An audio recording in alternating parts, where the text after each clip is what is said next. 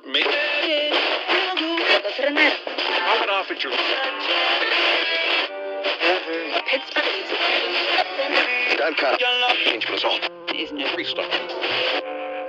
You are now rocking to #Originators at Originators Radio. We are the originators. We are the originators. We Facebook, YouTube, SoundCloud. The originators. We are the originators. We are the originators. We Facebook, YouTube, SoundCloud. The originators. We are the originators. We are the originators. Radio. What is the highest technique you hope to achieve? To have no technique. Very good. What are your thoughts when facing an opponent? There is no opponent. And why is that? Because the world does not exist. Yo, what up? This is your boy D Smith, aka Fuck D Smith, aka ladies call me Black Fruit Punch. What's happening? Take a one-on-one of this shit, y'all, and get your nostrils clear. It's the Woo Gambinos out here, the motherfucker. What's happening? It's Originator Gambinos out here, y'all. Yeah. What's good, man? Yeah, what's up, y'all? This is #Originators Radio. #Originators. You know who we are. We are that team bringing you this special episode, another ICONIX. Another one. And hopefully many, many more in our ICONIX series. We'll bring you this latest. That DJ Khaled voice, another one. Okay, check this out, y'all. All right. 30 years ago, as of right now, a little bit more than 30, a classic album dropped, and it rocked the hip hop world. Yes, man. Yes, sir. It was D Smith. What was that album called? It was from the chef of the Wu-Tang Clan. No doubt. It was called Only Built for Cuban Links. Also known as the Purple Tape, aka the Purple. Because don't Chef Raekwon cook up some marvelous shit, cooking up some marvelous shit in the kitchen, in the Wu kitchen. Cooking up that marvelous shit to keep their mouth water, son. No doubt. A little bit of a background to it though. Like it came out on August 1st, 1995. By Loud Records and MCA. We talked about that before on the Mobb Deep ICONIX, which hopefully y'all checked out. Loud Records, they were killing it. Yeah. They had that stretcher, they was killing it. The album was loosely like composed to play out like a movie. A mobster film. Or like a mobster drug kind of classic. Yeah, that was that was the whole feel. I was watching the little interview with Ghostface, and he was talking about that. He said like they went to South Beach, you know what I mean, and yeah, that's an interesting story. They basically were kind of like the whole. Like, I guess they got like a hotel. Well, basically, okay, they started off in like out of the country somewhere, and it was like Ghostface got the wilding out because like they was basically low key thugging on the Woo. So Ghostface was like, "Yo, fuck this, man." Who was thugging on the Woo? The people in the country? People in the country. They was like kind of like low-key thugging, you know. Ghostface like, "Man, fuck this, man." I mean, yeah, because they probably were just like fish out of water. Yeah, like, you know what I'm saying? So they was country like boys kind of. Some weird. They was like in some. No, they was like in some country that didn't even speak English type shit. Oh, you mean they were abroad? My bad. Okay, I thought they were like in the country, out the country. I thought they were like in the sticks somewhere. Okay, no. They were abroad. Yeah, I guess like I think like the Dominican Republic or it was somewhere they was at, but I guess the people were trying to treat them funny. Okay. Whatever. You know, Ghostface like, "Man, fuck that, man, we out." So they ended up on South Beach, and he got the hotel room, and he said like the whole time they're writing the album, whatever. It kind of reminded him. It gave him a Scarface. Yeah, it gave him like a Scarface feel. That whole feel was just like watching Scarface growing up, and then you actually there, and that you know what I mean. You look at the water, you see the Latinas walking around the beach. It's like it feels like. So that's kind of where they went with that, with the whole scheme. That's kind of like even with the CD cover, how they on there just chopping up blocks with the weight bench out there and the wallabies. You know what I'm saying? Looking real like gutter out there. I'm talking about. No doubt. And the album, of course, it consisted of fellow Wu-Tang members and collaborators. Ghostface. Yeah. He was actually like the guest star. So like if Ray was the main star, of the movie. Ghost would have been like the guest star. And then, you had other collaborators like, who else was on there? The whole Wu was on there. Actually. Except for Old Dirty. Old Dirty wasn't on there. That's right. I think every single Wu except for, I think maybe Old Dirty was in legal problems at that time. It was that, and there was like a lot of it, like he was going through his struggles or something. Watching the Wu-Tang little series, I know it's like loosely based, but you see like a lot of it, like Old Dirty was just out on some Old Dirty. You know what I mean? Like out here doing his thing. Like remember that one time he got shot? That's what I'm saying. Like he was out here on some Old Dirty. Yeah, I think he was just going through his own kind of problems. But he was the only one missing. Yeah, he was the only one that went on the album that I can't remember. I think because even Capadonna was on there. Yeah, Capadonna. I think that was Capadonna's intro. I do believe so. Yeah, I think that was one of the early ones we heard of. Now I take that back. He was on. This is Ghostface album. Yeah, I take that back. Okay, now we're going into our Wu bag, y'all. Y'all gotta excuse us now. We showing our hip hop knowledge. I forgot Winter Wars. Capadonna was on that one. On Winter Wars. You're right. Yeah, it was a song called Winter Wars. I think maybe that was the first place I heard Cap. Right. Yeah, but okay. But yeah, he was on there. The singer Blue Raspberry. She was on there. Yeah. And of course, yeah. Singing that shit. And then of course, Nas, like Nas Escobar. Like the only non-affiliate of the Wu was on there. That's amazing. You know what I mean? So I think that's honorable mentions like there. You get somebody who isn't an actual Wu member just come and just destroys a track. Like, he killed that verbal intercourse track. And that was their first collaboration together. Yeah. Nas and the Wu. For some of y'all who don't know, the album reached number 4 on the Billboard 200, and then it earned a platinum plaque. Which I think it should have been like double platinum. I mean, that album was just like, nowadays it probably would have went triple platinum. Yeah, that shit was just like, oh man.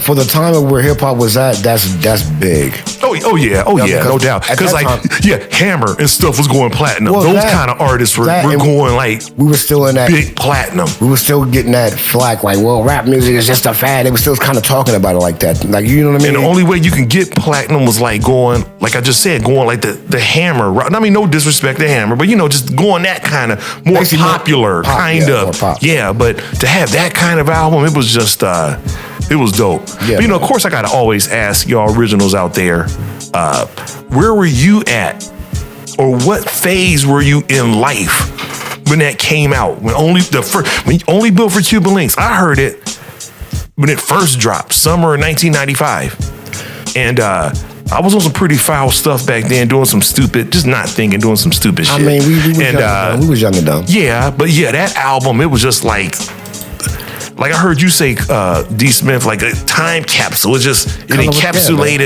encapsulated all of that, and that whole vibe of that summer. Like it was crazy. I've said it about a couple of albums, but like I said, I say that because if you listen to music, and I'm not throwing shade at no artist now, you know what I mean, but if you listen to the music now, it don't time capsule like it's right. You can hear something now and don't know if it's came out last year or yesterday. But whereas that, like, it gives you that feel. Because here in the Midwest where we're from, that summer, I think it was in a lot of parts of the U.S. too. Oh yeah, definitely. It was a heat wave. It was hot. So I think about the heat. I think about the crime that was in my neighborhood. I think about some of my friends who aren't here anymore. Just it encapsulated that whole period. City Center Mall. Yeah, going to the mall. Just it was that whole catching a bus. Me and D. Smith on the city transit with our Walkmans. Yeah, that number 1 and number 2 was the thing. You know right. So leave it in the comments. Where were y'all at in life? I mean, what was the moment where you was like, okay, What was the moment when you grabbed that album and you heard it the first time? You was like, Yeah, what was it? Yeah, if you can remember that. Refreshing. Comment this up, man. You comment this up, man. No doubt. Now, the Purple Tapes also brought to life the whole, like, the Wu Gambino mythos. Bobby Steele. Where they all had some kind of, like, mafioso kind of nickname, Johnny right? Blaze. Yeah. And it gave it more of like a Hollywood production, like the Godfather, Tony Stark. Stark. Yeah, it was Golden all. I mean, yeah. Who do you think had the best nickname though? I like Method Man's name. Johnny Blaze was dope because his name kind of sounds. Hot Nicks. Who was Hot Nicks? Wasn't that Method Man too? He's Hot Nicks and Johnny Blaze. Italian Stallion. Yeah, well, he's Mr. Meth. He's video. Yeah. But then you got the chef. Chef got Alex Diamonds. He got the chef. And he got Raekwon. He got I think that might be it. Shala Raekwon is actually his name. Yeah. Because on my God body, on my Only Built for Cuban Links CD, it says Shala Raekwon. Yeah, that's his sometimes I forget name. that. Yeah, that's his name. Oh, Dirty Dirt McGirt. Yeah, Rizzo. Rizzo was the Abbott. He's the Abbott. Yeah, he's the Abbott. Riz? Yeah, it's the Abbott. Okay, I never heard that. Okay. Never heard the Abbott? Nah, never heard that's that. That's the Abbott. Yeah. Okay. Rizzo, that's what his name is, the Abbott, man.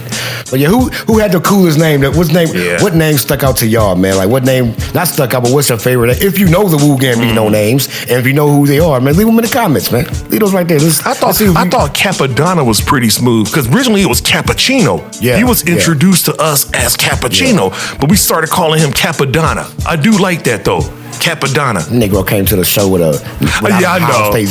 Had a Detroit Lions. I know. The nerve of this thing, like the nerve. Kappa, you in the Buckeye City, bro. The national champions are here, bro. You gonna wear a damn Tigers jersey, bro. A Lions jersey, my bad. It was Lions. It was Lions. Detroit Lions jersey Lions. in Columbus. Who are you? Me disrespectful, bro. Bro, I mean, it wasn't a Michigan jersey, but it was a Detroit team still. A little backstory, like D. Smith and I went to go see the Wu-Tang. They last show this past summer. Yeah, well, they say it's the last show, the last chamber. But yeah, Capadonna came out with some, no disrespect to the Lions, but you in the Buckeye State. I'm talking about even like that's kind of like you just don't Deck do had his that. Ohio State on. Like niggas had their Ohio State joints on. You come out, man. Come on. It was looking crisp, like Spec the Deck. That was dope. What he had, the jacket. It was dope. Yeah, like, come on, Kappa, you don't do that. We just won a championship. Don't play us like that, bro. You don't do that. Yeah, man. Much love, though. Much love, though. Yeah. But getting back to the show, though. Let me see. If you had to compare, right, the purple tape to any movie, what would it be and why? If you Hoodlum, maybe. If you had to compare any, of course, we mentioned Scarface. We mentioned Scarface. Scarface is definitely the main. The mold that it was kind of cut from. But I'm gonna say like a little bit of. I'm gonna say Scarface with a little bit of Goodfellas, man, and a touch of Godfather. Yeah, I can really see the Goodfellas, because Goodfellas, I think the mob people, I haven't watched it in a while, but I think they had the nicknames going on in Goodfellas and stuff. Yeah, I kind of see that. So man. But you can kind of do what maybe Goodfellas, Scarface, Godfather. Yeah, kind of like a mix, like a good gumbo of those gangster movies. Yeah, you know what I'm saying? Classic movies. Yeah, classic. I mean, I can see that. I can see that. But yeah, what movies does it bring for y'all tomorrow? Yeah, is there any gangster epic, or maybe not a gangster epic? Maybe you find something more philosophical in it. I don't know, but just leave it in the comments. How do y'all feel about that? Yeah, man, because I think that more Scarface than anything, but yeah, definitely some Goodfellas in there, man. To me, I mean, they sample Scarface. Yeah. I told you a long time. Sosa. Yeah, Sosa. Matter of fact, what Ghostface even referenced that shit. Throwing niggas out of airplanes because cash rules everything around. He sampled. Yeah, I mean, so it was. Yeah. Just imagine if your phone rang at like 2 a.m. in the morning and you picked it up and somebody was on the other line like that. Like, not just you picked it up, but you was hot. I told you. A long time ago, Tony, don't fuck me. But listen, not just that it's 2 o'clock in the morning, but you're high on cocaine. You're going to be paranoid. Who the fuck? God, is that you? You're going to be God gonna take me back tonight? God, is that you? Like, yeah, man. I told you a long time ago, get off that coke. Like, what the hell? Like, so you can imagine that's an ill ass scene right when you think about it, because he was out of his mind when he caught it. Yeah, he was blown. He had a mountain of coke in front of him. Like come on, Tony. Told you a long time ago. But I wonder though. Do you think that was the feel they were going for? I mean, I'm not in these guys' heads. I don't know their thoughts, but I wonder if that's really what they intended, or was that just kind of how it came together? You know what I mean? Like sometimes a universe just works and things kind of come together. But you gotta. But I wonder, was that how they really wanted it? You gotta figure. Yeah, I mean, especially back in those days. Like, remember we was talking about the concept album some shows ago. The concept album thing is like, you gotta think about it. They probably went into it with the concept of that. And then everything kind of probably happened organically. Yeah, just the universe just pulls and tugs, and then things kind of work. Because they was set up in a spot to where the scenery was their element. You know what I mean? So, and the product, the product is their music. So it's like they could already just get into that mode. Like, oh, let's do some movie type shit. Some cinematic hip hop kind of thing, right? It worked, man. Shout out to that. It worked, no doubt. Now we got to talk about the production. I mean, that's one thing. Like, oh man, I mean, the album just had it didn't have the best of both worlds. It just had the best of all worlds. Like it really did. It did everything well. But that production was like exceptional. You know, it still holds up today. But let me give you a fun fact though. This is something that I wasn't aware of. The album was recorded in the RZA's basement studio. Yeah, I didn't know that. In Staten Island. But it seems kind of fitting though. When you look back in retrospect, you're like, I can see the RZA down in like a kind of like a dank kind of basement. Think about it. Kind of half lit. You know sweating and shit is hot. Funny fact about that. So some water dripping in the corner. Like, listen. The funny fact though about I can see that dungeon feel. Yeah, I can see that. Fun fact about that. I heard RZA tell a story about he told that story when he had this studio in the basement. Oh, did he? Okay. Then he also told the story of he also had a studio up on the top floor and it had like 50, 60 steps. He said what? Damn. Busta Rhymes come over there one time. He said Busta Rhymes cussed him out like, man, I'm never coming up here again. I'm gonna do this album, do this record, and I'm never coming up here again. Those steps. You know what I mean? Like I was like, but he said he did it just, you know what I mean? By the time you come up there, you're already tired. You got some cardio. You know what I mean? So you're basically ready to work. You ain't on no bullshit now. You're ready to work. Yeah. You're pissed off. You know what I mean? You're pissed off by the time you get up and there. You're ready to work now. So I was like, RZA, you a genius, man. Yep. You a genius. The Abbott, man. You need to mount those stairs by the time you get up here. You want to knock me out. But you know what I'm going to do? I'm going to give you a headset of the mic. And take that frustration out. Man, like that's crazy. I didn't know that. Okay. Yeah. Wow. But like, see, the album was recorded between July 94 and April 95. See, I wasn't even aware of that until recently. So I didn't know. I didn't know it took as long as it did, but I'm glad it did. Like, get it as a class. Well, let me see. I'm gonna say it's a classic. Yeah. I mean, let me see. That's a little less than a full year. I'm gonna say nonetheless, about a year to make a classic album. Well, okay. Would you, as somebody who made albums, D. Smith, somebody who recorded, to make something you think worthwhile? Because you can we can go right now and be like, yo, I want to make a mixtape and churn out a few songs in what? A couple hours. You know what I mean? But would it be classic though? There it is. Yeah, that's the key word. Anybody, a little bit less than a year. Again, like I said, I'm not throwing shade at no new rappers, no new talent out there, but it doesn't take much talent now to get on the mic and sound like you fell asleep on the mic. You know what I mean? So right.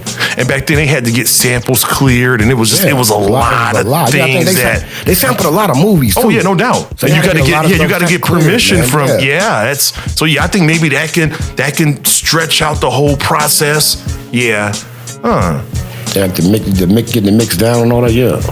Now, what was your favorite beat or sample on that album? There was a lot of them. Verbal Intercourse is one of them. That was mine. What else, man? Damn, there's so many, man. Incarcerated Scarfaces, that was one of my favorite beats too. Yeah, that was dope. Ice Water was dope. Fuck, there's a lot of dope beats on there, man. How did Ice Water go again? What was that? That was my shit, bro. You hear that, you knew it was time to go. Get 1-on-1 for this shit. You know what I mean? Wait, hey, man, listen. Ghostface was ready to set that shit off. How was it again? Who was that? What was that sample? That had to be Perry Como or somebody. Perry Como's Christmas albums out this bitch. Perry Como. I don't know who the hell that. Happy New Year, Perry Como, motherfucker. That shit right there, bro. Understand me, that right there. Do you see Ice Cream? Ice Cream is another. Ice Cream. Yeah, Ice Cream is dope. Yeah, it's another dope beat. Yeah. And just how he put all of that together. Like, that was. Yeah, that was. It was dope, man. Yeah, it was. I mean, I reflect back on it quite often. Like, yeah, that was a hell of a record. Hell of a record. And if you really think about it, like RZA, his production is so dope because the way he was putting beats together then, he made it. When RZA first came out, like when they first dropped the 36 Chambers album, you gotta think about it. He was talking about how he was programming beats, the speed they was programming them at. That was kind of unheard of. Like, them beats are like the BPMs were fast, considering for what hip hop was. Those BPMs were pretty fast. So RZA's production is always going to stand out to me because of that. Like, he understands sound. You know what I mean? So that's yeah, man, yeah. Shout out to the Riz, no doubt. Now the 30th, I don't know if you guys are aware of this, but they did do a 30th year release of Only Built for Cuban Links. Yeah. On cassette. Yeah. On purple cassette. Yeah. Yeah, we'll put the link with this video so you guys hit the link, man. Can see it. It just came out not too long ago, actually. Right. But yeah, that's pretty dope. And I saw the video. There's a lady who had it. I believe that it has the full release, and then it has an instrumental tape. Instrumental. Think about that. If I'm correct, which is really dope. Yeah. I'm gonna be out here singing. I'm gonna get the instrumental album. Just be all out this much. That's all you gonna hear when you call my crib. Oh, 1-on-1 for this shit, y'all. Oh, that's all you gonna hear. It's my shit right there, man. But yeah, to have that, I hope it doesn't have the choruses. I hope it just has the beats. You know, some instrumentals have the choruses. You be like, but hopefully it just has just the beats. You know, that is something I don't think she spoke on that. You know, because the song Knowledge God, they do a chorus, you know, or a hook, or call it what you will, a hook, I guess. I'll be more okay. Yeah, but like, hopefully it doesn't have any of that, because I have a Gangstar's last album, one of the best yet. I have the instrumental album for that one, and yeah, there's no hooks or nothing. It's just the beats. The beats and the samples. I didn't know that. Okay. Yeah, I love that shit. I love that. That's pretty dope. So yeah, we'll put that link down below. So make sure you check that out. Click that link, man, after the show, man. Check it out. All right, no doubt. Now, what we going into next here? We're gonna go on this track list, man. Just in case y'all might have forgot. Which we hope you didn't. Yeah, we hope you didn't. But I mean, it's been some years. It's been a good couple of bullets. Couple of bullets. But we're going to talk about the track list as we do in all these iconic episodes, you know what I mean? Remind you of the songs and elaborate a little bit more on some of the songs and the titles and all that.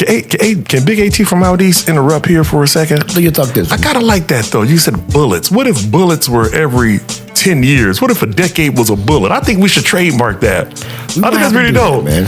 2 decades is 2 bullets. 2 bullets out here. You know what I'm talking about?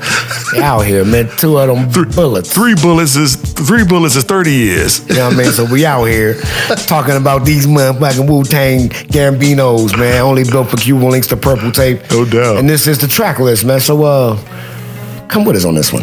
The first one is the intro. Yep, Striving for Perfection. And they were just kind of, talking and talking. Because, again, like I said, I haven't heard an album in some years that had an intro or interludes. And this is, for the youngins out there, for the young originals out there, or just if you ain't even hip to it, that was a big thing for us, tying hip-hop albums together, were those interludes. You know what I mean? Because you had intros, interludes, and outros. Well, not only that, you had a lot of artists who actually put stories on their albums, so they had to have those interludes. You know what I mean? To tie it together. To tie it together. Yeah, to tie the narrative. I think the last artist that really did that well was Kendrick.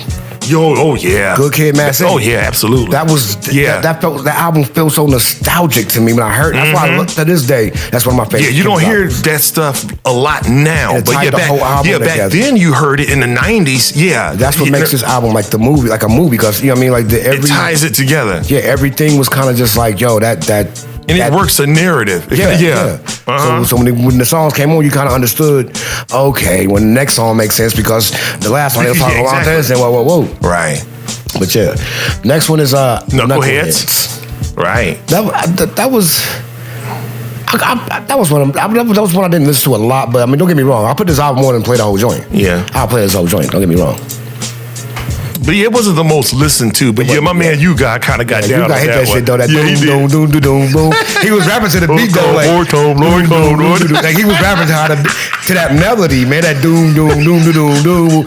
Shout out to you, God, man. He was riding the beat in a Humpty Dumpty kind of fashion, like warlord, niggas here to play with you. Yeah, you know what I mean? Like he did, but it was that's how you hit the beat though. Like, he did it perfect. Yeah, he did. And his voice is so deep. It sounded right. Yeah, it did. I go you know what I mean? So shout out to you, guys. Yeah. Golden Arm. Shout out to you, bro. Shout out to you, Golden Arm. You know what I'm saying? Because it sounded so perfect. Right. Yeah, he did. What's the next one, AT? Knowledge God. Mm-hmm. What up, yo? Time is running out. It's for real, though. Let's collect politic ditto. Oh, no, that's incarcerated Scarface. You talking about bad. Scarface. You moving ahead. Yeah, okay. Knowledge God. Knowledge God. I used to know the chorus. My bad. It slips my mind right now. On the bullshit. Yeah, they had the little ripped out. Son, peace of knowledge. Yeah. Peace, God, knowledge, God. Yeah, or something. Yeah, okay. Fuck that broke shit.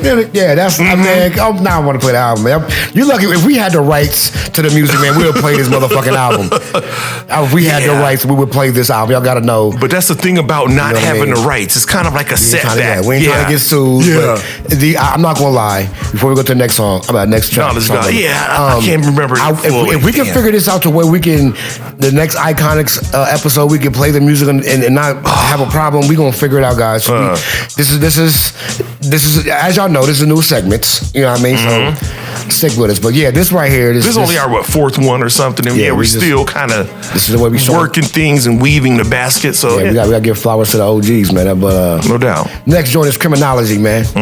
Criminology was dope. Was that the one? Was that the? I told you, Tony, a long that one there. Was it? Yeah, it was. Yeah, I told you a long time ago, Tony. That was it. That was it. Yeah. Then this next number 5 on the track list is Yo Shit Incarcerated Scarface. Okay, that was the one right there. That's your joint. What up, yo? Time is running out. It's for real though. Let's collect politic ditto. Politic ditto was money. I don't even know exactly what. Yeah, I think politic ditto was money. I think like the Wu kind of had their own language. Yeah, and especially that's another one. Especially on this one, it really shined. They had their own little lingo. Yeah, on this one. Yeah, they was talking that Shaolin lingo, like didn't know. And plus, like I said, they are 5%. So a lot of that shit they was talking like God body shit. So like the Knowledge God song, he's talking about was like some God body shit on that. And the mathematics and all that stuff. So right. The next song, number 6, Rainy Days. Rainy Days was dope. Blue Raspberry. Rainy Days. That's my little, I had that note right there. That took everything I had. The rainy days. Out here, I've been listening. He's gonna take everything you had. Is it? See my eye closed. Looking like Popeye. Rainy days. They ain't coming out your neck. You know what I mean? She fucking sung that shit right there. Blue Raspberry. Shout out to you. She sung the fuck out that hook, man. Took him to church. Yeah. And she was actually in concert with them. She did come to concert, yeah. Which is kind of rare. Sometimes she's Wu-Tang though. She's Wu. Yeah. Sometimes you hear a vocal part on the song, but the person that does the vocal part don't go on tour with them. Nah, man. You know what I mean? But she was actually there. She's Wu. Yeah. She was only actually there. Literally the only one wasn't there. RIP was Dirt. Wow, but his son was. But young Dirty. I mean, the whole Wu was there. Yeah. Because I was pleasantly surprised. Like, why they brought her along too. Basically, if you was a Wu member who touched any of the Wu music albums, you was there. That's what that last tour was about. If you know what I mean, that everybody we seen on stage, we heard on every Wu album. Well, she was the one that did the hook on "Release Your Delf." Was that her too? I do believe. Niggas were petrified. Yeah, I do believe. Okay, yeah, I think I could be wrong, but what is that coming up for ICONIX? What is that coming up? See what I'm saying? We got some music, guys. Y'all gonna love these episodes. We got so much ICONIX. So many albums came up on there like 30th. Yeah, man. So we out here, but anyway, back to what we were saying. The next joint, we got a little sidetrack, but that's how much we love this joint, this hip hop shit. But the next my fault, record was number 7, Guillotine. No doubt. Ding, ding, ding. That was dope. Inspector Deck lost his mind. Oh yeah. That was Dex. To me, Deck lost his mind. To me, that was Deck's trap. Yeah. Inspector Deck on the warpath, like he smashed that shit. Yeah. That was his. Yeah, that was his. Inspector Deck, man. Right. He shot me. You know, and Meth said it. That's my favorite one in the Wu. Lyrically, I can't say that. Because his flow is so like I can't even explain. It's like it's kind of like in your face, but it's like settle. Yeah. He knows how to. It's almost like passive aggressive. He's a real ninja. It's almost like passive aggressive. He's not like super overbearing as a lyricist. He's still smooth, but he delivers some hard ass shit. Yeah. He's the one when you hear the album.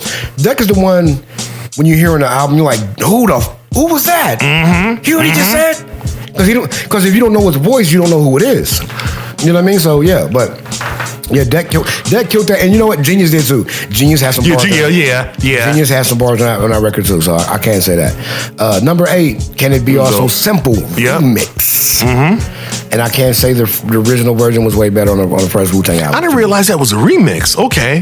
That was a remix on the Purple Tape. Really? Okay. Okay. I mean, I liked it either way, but I mean, I didn't. The beat was kind of a little different. Okay. I didn't realize that. A little bit slower and shit than the original one, but I like the original version better. No, I mean, that's just me.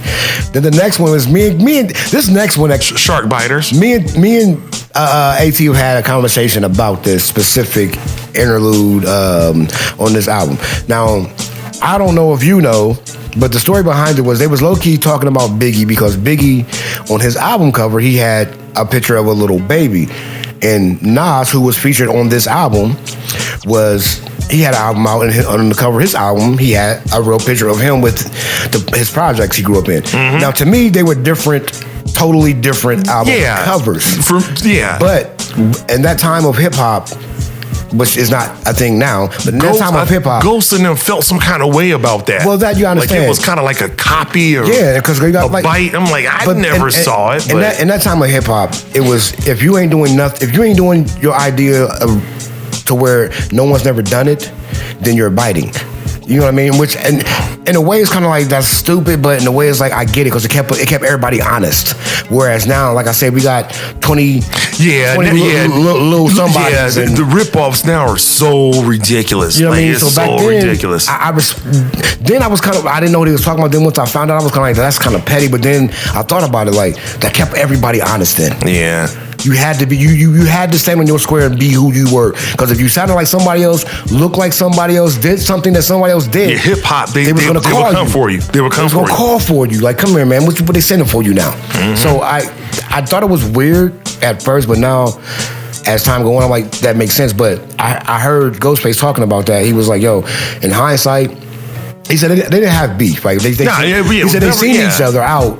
And he just kind of felt like that. But, I mean, Nas was on this album. Nas was. They chilled though. Like they after the album came out, they seen each other out somewhere out. This was like a club or something. And they saw Biggie. That's right, the Biggie. Oh, my bad. Biggie. Because Ghostface was talking about Nas and Biggie, right? Yeah, and they asked Nas like, "Yo, how you feel?" Nas was kind of like, "Yo, that's my man. That's stupid," basically, because Nas wasn't on it. You know what I mean? Nas like, "Yo, he a king, I'm a king, you a king, we kings." Mm-hmm. So, but Nas kind of squashed it, but nonetheless, that was a kind of a beef between, and also which was crazy because Method Man was on Biggie's first album. Yeah, on the what? Yeah. So I'm like, you know what I mean? So it threw me off. Real nitpicky kind of stuff. Yeah, but it was, like I said, back then that type of stuff kept artists honest. But next one. Ice Water. What's that one? Track number 10. Track 10, Ice Water. No doubt. And if you don't know these songs we name it on this track list, man, go ahead and search the album. I know it's on Spotify, it's on YouTube, Pandora. Go check it out, man. Go stream this album, man, because it's a classic if you never heard it. But the next one is Glaciers of Ice. Glaciers of Ice. Mm-hmm. And Blue Raspberry was on this one too. Yeah. At the end, she was singing. Oh, wait, I don't know. Was that her? Was that a sample? That was her. That was okay. Might have been a sample, but it sounded like her. Yeah, I would have to research that. She hit them a notes. high note, but she's not the only one who's hit it. Ice, but I know that, but yes, it could have been a sample. I would have to look that up. Okay, it sounded like her because she got a real soprano type voice.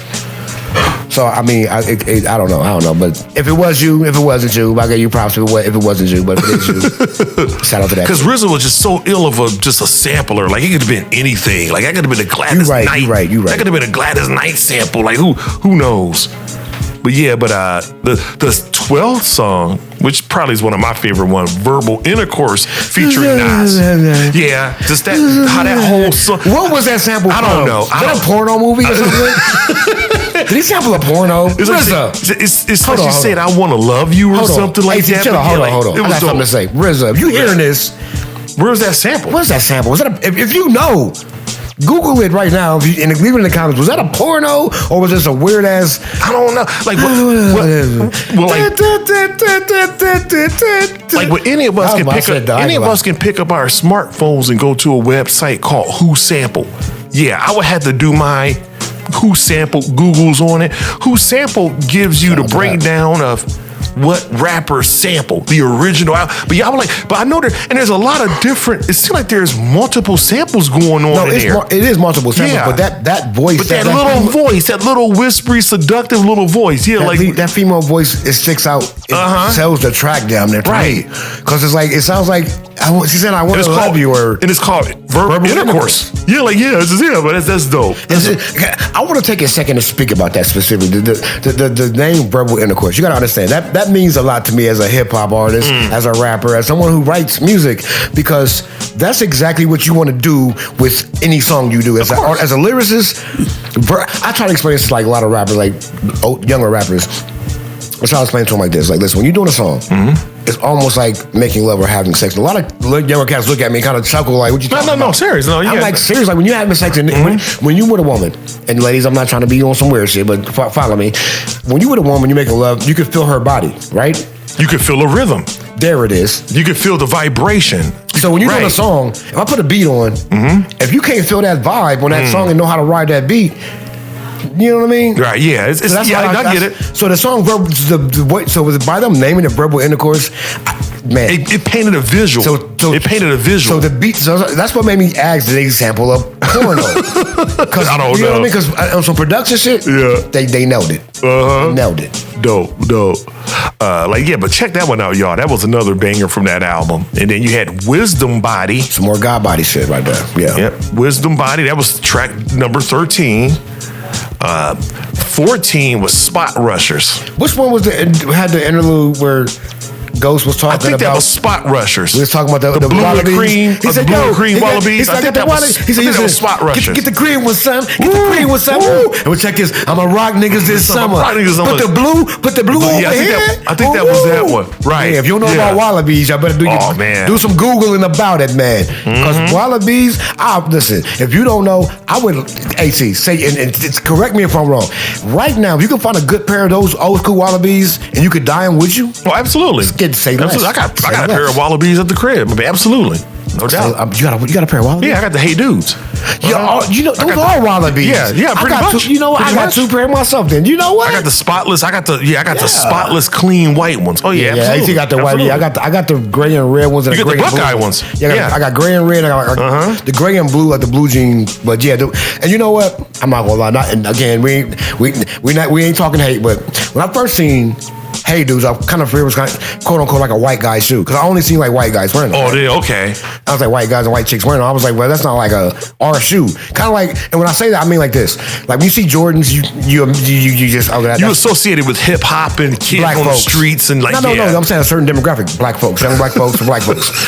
Don't get me wrong. I know white guys wear Jordans. I know that. Yeah, I know Asian guys. It's a shoe. But it's just like when you see it, you're like, I see a black or Tim's Jordans, right? Yeah.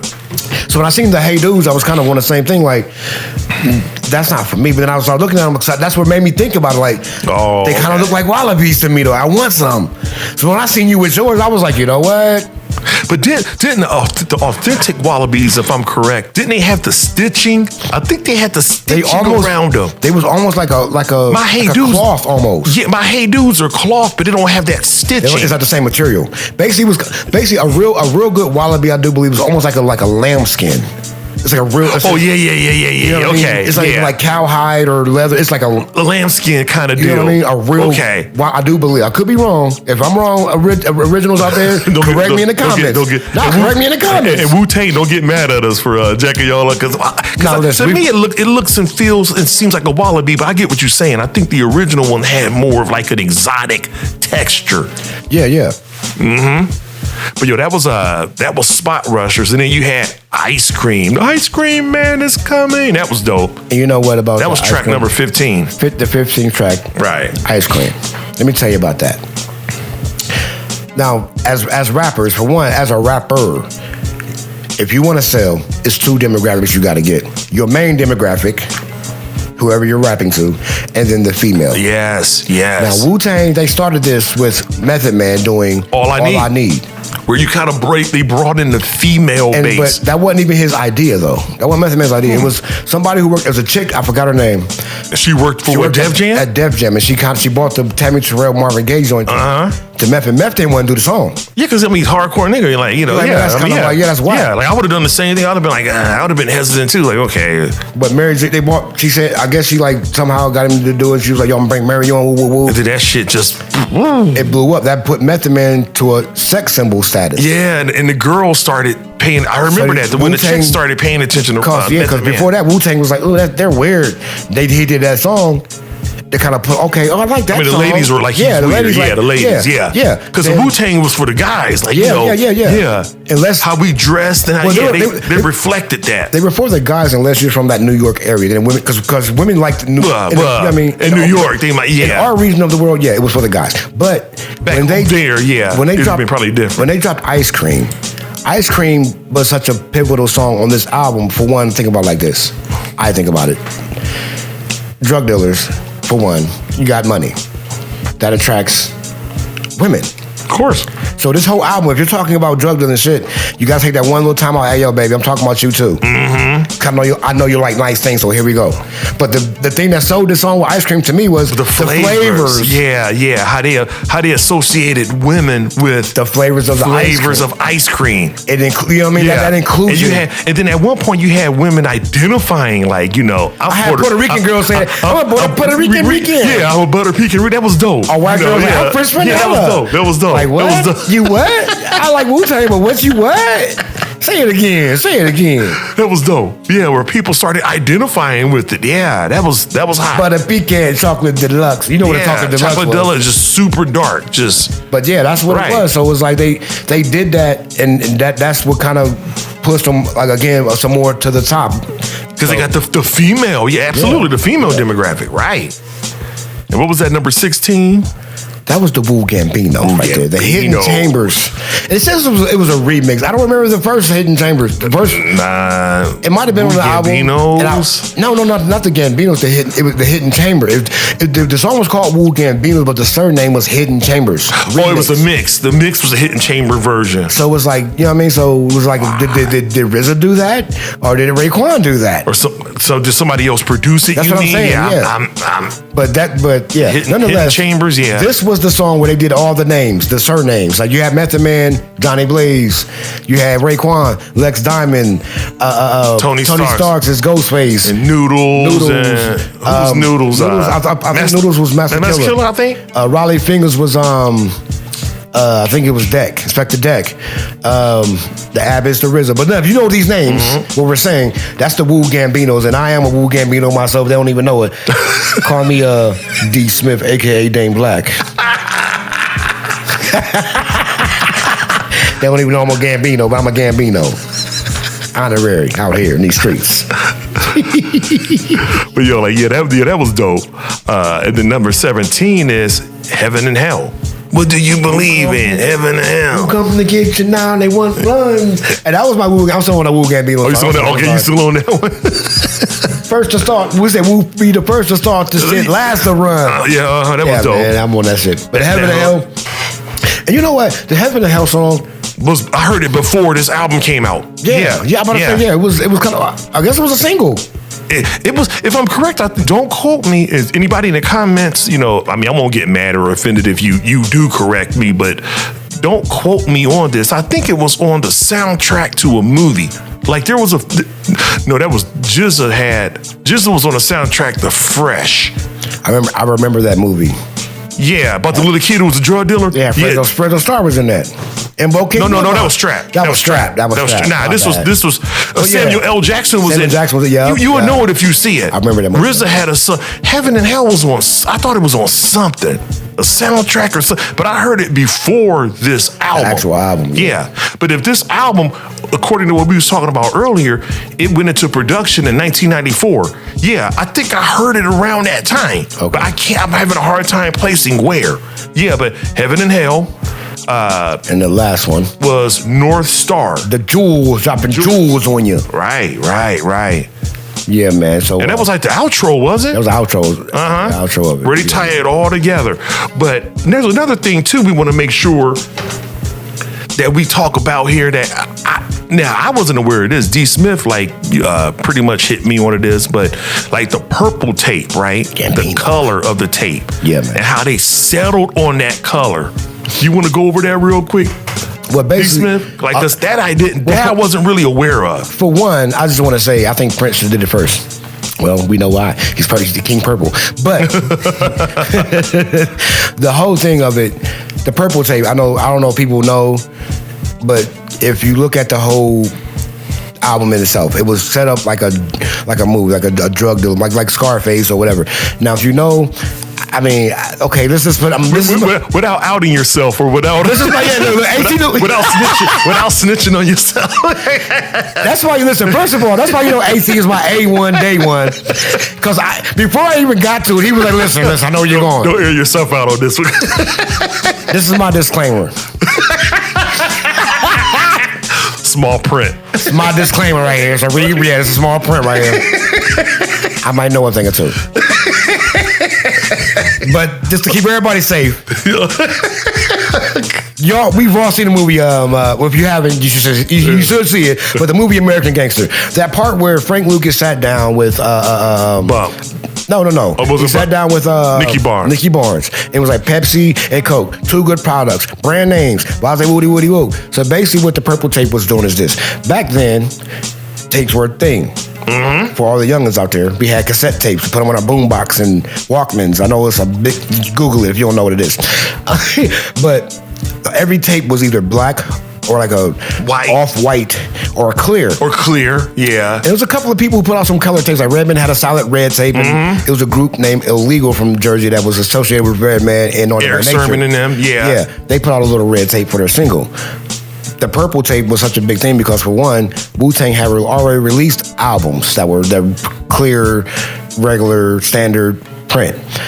Well, when he dropped his album, they was already in the mind frame of being drug dealers because, like we said earlier, they was on South Beach and on their Scarface type of stuff. So when they came out with the album, instead of making the album just that clear or that basic, the purple tape was perfect because that's their product. And if you listen to Verbal Intercourse, they said it. Nas and Raekwon got the illest product on the block. The best product on the block. Yeah, the best product on the block, yeah. The product they're talking about is the music. So if say like this, me and AT, we both selling hot dogs.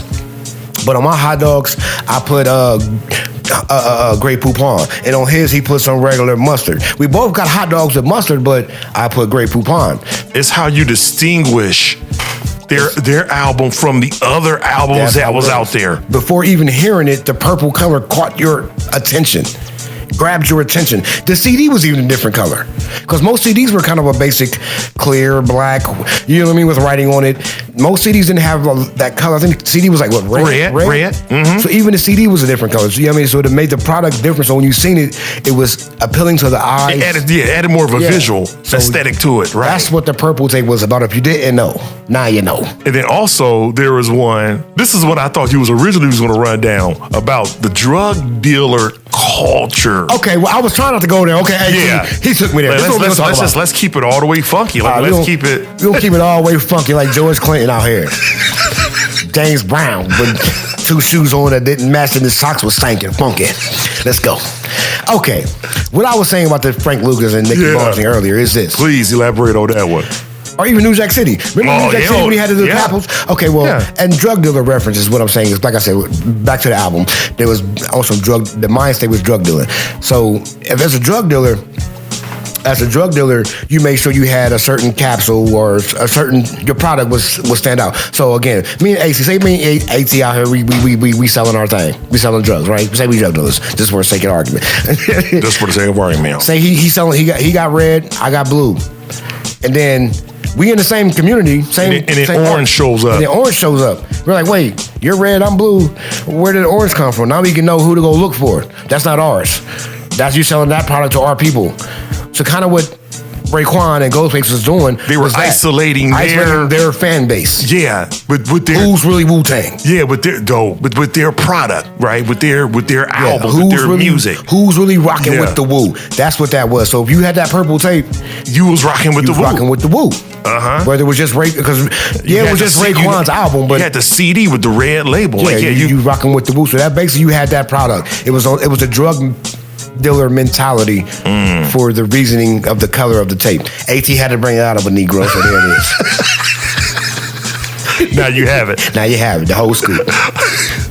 All right, y'all, but we want to wrap this up. We appreciate you all tuning in, and we hope you guys enjoyed this show. Yes, sir. Make sure you leave a like, share, and subscribe.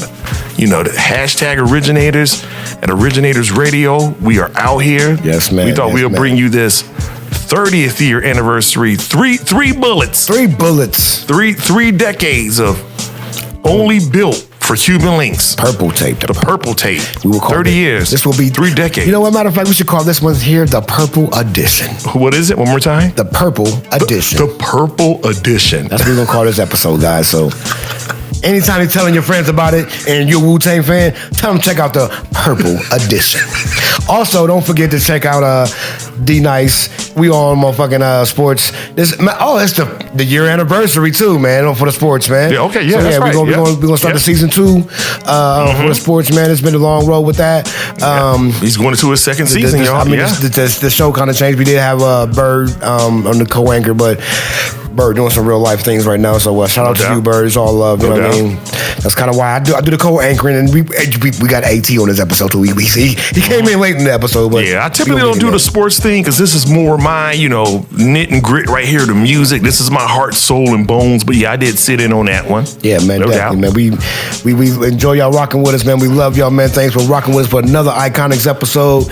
So till the next time, we will see y'all later. My name is D Smith, aka Fuck D Smith, aka ladies call me Black Fruit Punch. And it's your man Big AT from Out East. Hashtag Originators. We are. Thanks. Peace out. One love. Wu-Tang, Wu-Tang, Wu-Tang, Wu-Tang.